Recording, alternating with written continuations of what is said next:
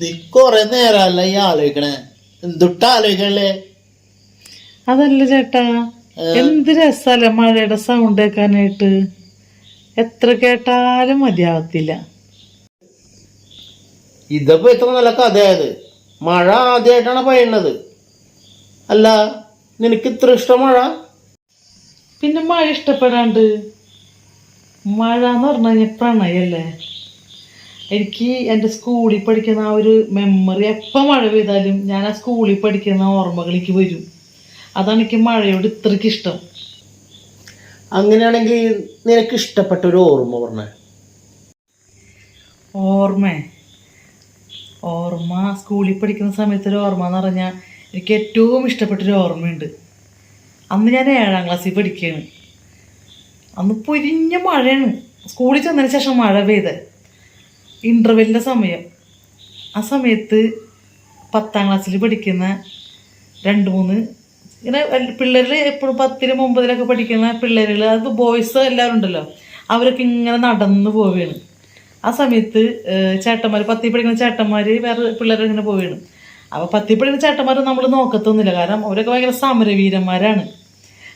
അവരൊക്കെ ഭയങ്കര റെസ്പെക്റ്റാണ് നമുക്ക്. കാരണം അന്നത്തെ ഞാൻ പഠിക്കുന്ന സമയത്തൊക്കെ 10ൽ പഠിക്കുന്ന ചേട്ടന്മാരെന്ന് വെച്ച് കഴിഞ്ഞാൽ എല്ലാവരും താടി മീശൊക്കെ വെച്ച്, ഇന്നത്തെ പിള്ളേരെ കൂട്ടൊന്നുമല്ല, വലിയ ചെക്കന്മാരാണ്. ഒക്കെ തോറ്റു വന്നിങ്ങനെ നിൽക്കണവരാണ്. അപ്പോൾ ഞാൻ 7ൽ പഠിക്കുമ്പോൾ എൻ്റെ 9ാം ക്ലാസ്സിൽ പഠിക്കുന്ന എൻ്റെ ഒരു 2-3 പേര് നടന്നു പോയാണ്. അപ്പം ഞാനിങ്ങനെ നോക്കുമ്പോൾ ഇങ്ങനെ മഴ ഇങ്ങനെ പെയ്തുകൊണ്ടിരിക്കുന്നുണ്ട്. ആ സമയത്ത് ഞാൻ നോക്കുമ്പോൾ അതിനകത്ത് ഒരാൾ മാത്രം ഇങ്ങനെ ചെരുപ്പിടാണ്ട് നടന്നു പോകണം. അപ്പോൾ ക്ലാസ് റൂമിലേക്ക് ഇങ്ങനെ നോക്കി പോകുന്നുണ്ട്. ആ നോട്ടം എന്നെ അറിഞ്ഞു നോക്കിയത്. അപ്പോൾ ഞാനിങ്ങനെ ശ്രദ്ധിച്ച്, ഇതെന്ത് ഈ ഒരാൾ മാത്രം, ബാക്കി എല്ലാവരും ചെരുപ്പിട്ടേക്കണ്, ഈ ഒരാൾ മാത്രം ചെരുപ്പിടാണ്ട് ഇങ്ങനെ നടന്നു പോവുകയാണ്.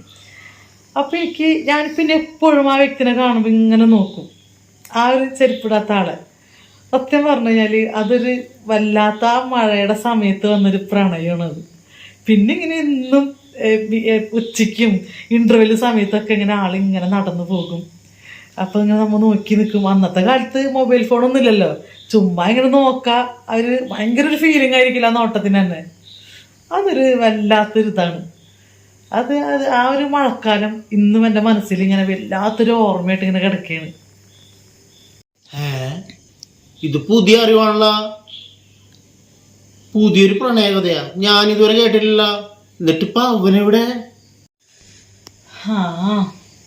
10ാം ക്ലാസ് വരെ ആ പ്രണയം നല്ലൊരു മഴ പോലെ ഇങ്ങനെ കൊണ്ടടന്നു. അത് കഴിഞ്ഞപ്പോൾ അവൻ്റെ വീട്ടിലൊക്കെ അറിഞ്ഞ് കുറച്ചാൾ കഴിഞ്ഞപ്പോൾ അവൻ്റെ വീട്ടുകാർ അവൻ്റെ ഗൾഫിലേക്ക് നാടെടുത്തി. എൻ്റെ വീട്ടിൽ നിന്ന് കുറേ തല്ലും കിട്ടി എനിക്ക്. അത് കഴിഞ്ഞ് കുറച്ചാൾ കഴിഞ്ഞപ്പോൾ നിങ്ങളെ കിട്ടിയത്.